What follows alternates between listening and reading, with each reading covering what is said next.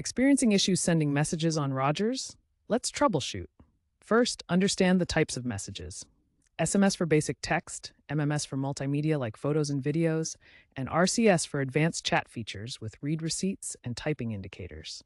If SMS isn't sending, check your signal strength. Look for at least 2 bars to ensure reliable cellular connection.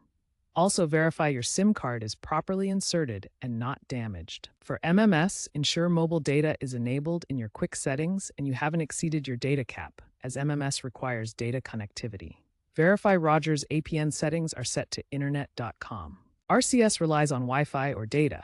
If it fails, it should fall back to SMS, but ensure Google Messages app is up to date. RCS provides advanced features like read receipts and high-quality media sharing. A common fix is restarting your device and clearing the Messages app cache.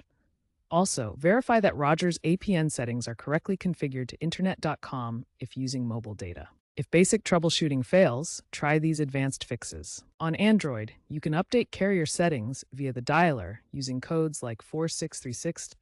For both Android and iOS, resetting network settings can resolve connectivity problems. Check Rogers' Network Status app for reported outages in your area, such as the one on November 15, 2025. With the rise of 5G, ensure your device and plan support it, but be aware that early 5G adopters sometimes experience issues. For persistent problems, especially with RCS, contact Rogers support directly.